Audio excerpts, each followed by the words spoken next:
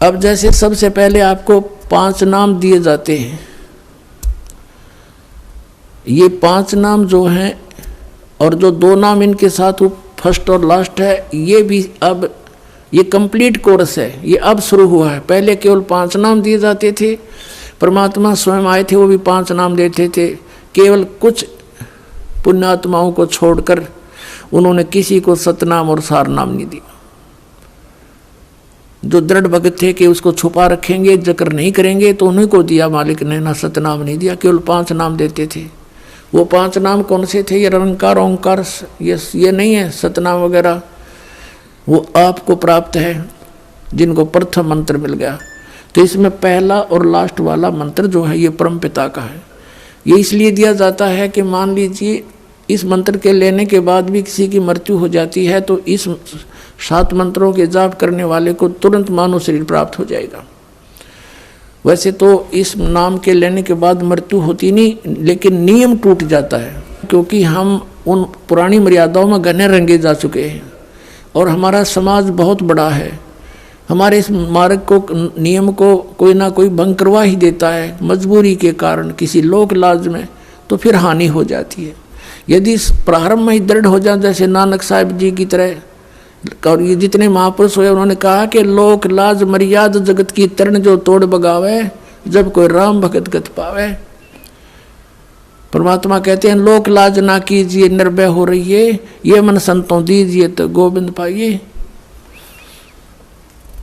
तो इस प्रकार यदि हम दृढ़ होकर प्रारंभ में आ जाएंगे तो ये 2 मंत्रों का साथ जाप करने से काल अटैक नहीं होता और कोई ऐसी दिक्कत नहीं आती। लेकिन फिर किस कारण से मर्यादा भंग हो जाती है, नाम दोबारा जुड़ने नहीं मिलता है, उस दौरान यदि मृत्यु भी हो जाती है तो तुरंत मनुष्य जीवन मिलेगा आपको। अब ये इसलिए क्यों प्रारंभ किए और पहले क्यों नहीं किए कि पहले अगर ये 7 मंत्र दिए जाते तो मान ले तुरंत नाम मनुष्य का जीवन मिल भी जाता तो लाभ क्या होता।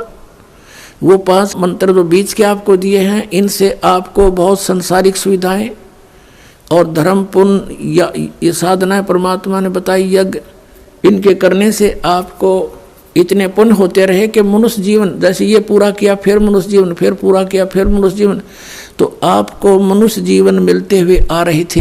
परमात्मा आपको चार्ज कर गए थे, आशीर्वाद दे देकर भी आपको चार्ज किया जाता है। वो भगवान भक्ति से आपको ओत प्रोत कर गए थे, लेकिन जन्म मरण वाली मार्ग नहीं मिला, छूटने वाला मार्ग नहीं मिला था। तो उसके लिए उस समय वो समय नहीं था। अब ये समय है वो आपको सही कंप्लीट नाम देने का। तो अब ये 7 मंत्र इसलिए दिए जाते हैं कि किसी कारण से मृत्यु हो जाती है तो तुरंत मनुष्य जीवन मिलेगा। अभी 1 साल के अंदर वापस आ लेगा वो व्यक्ति और मनुष्य जन्म लेगा, भगत के घर जन्म होगा। अब तो ये वो क्या करें ना, चाक चढ़ रहा है तो आगे तुरंत फिर नाम पर लग जाएंगे। और अब 1-2 जीवन में वो पुण्यात्मा पार हो जाएंगे और 2 जीवन भी नहीं लगेंगे यदि आपको विश्वास पूरा हो जाता है। परमात्मा कहते जीवन तो थोड़ा है भला जो सत सुमरण हो, लाख वर्ष का जीवन आलेखत रहने को। तो ऐसा नहीं कि 2-3 जन्म अवश्य लगेंगे, नहीं, आप इसी जन्म में इन मर्यादाओं का पालन करते हुए इस ज्ञान को आधार बना के, ज्ञान के आधार से आप जी का मन यहाँ से कति भर जाना चाहिए इस लोक से, तो समझो आप पार होगे। आपका यहाँ से नफरत हो जानी चाहिए, यो के जीवन है, आज मनुष्य जीवन है, कल मृत्यु होगी, सब दरे दराया रह गया, जिसको सारी उम्र जोड़ा रखा और जिसको अपना माना।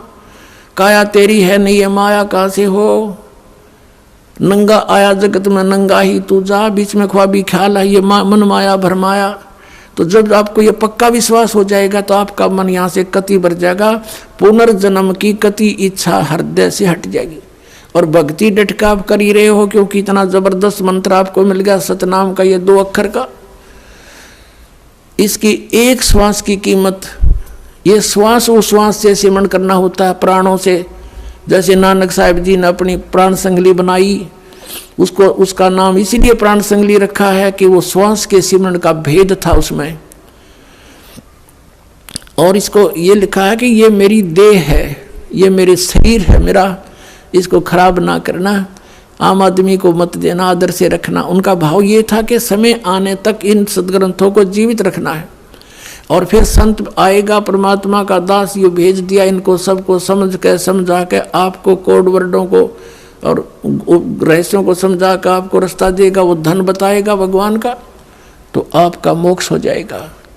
जैसे ये सदग्रंथ हमारे आदरणीय हैं, इनमें खजाना भरा पड़ा है, और महात्मा इसमें लिख कर चले गए कि आम आदमी के चोर चेके हाथ ना लग जा, कहीं धन काट ले, चुरा ले जाता, तो इसको भेदी ही बता सकता है। जैसे श्रीमद् भगवत गीता, पवित्र वेद, पवित्र कुरान शरीफ, पवित्र बाइबल, पवित्र गुरु ग्रंथ साहिब, ये सदग्रंथ हैं। इनमें महापुरुषों ने कोड वर्डों में खजाने भर रखे, और ये आम व्यक्ति या इसको उनका अनुयायी नहीं समझ सकता। जैसे एक सेठ मर गया, उसकी मृत्यु होगी, और उसने अपनी बही में, डायरी में लिख रखा था, जहाँ उसने धन दाब रखा था, उसमें लिख रखा था कि चांदनी 14 रात्रि के 12 बजे मंदिर के गुम्बज में इतने किलो चांदी, इतने तोड़े सोना, इतने रुपये दबा रखे हैं।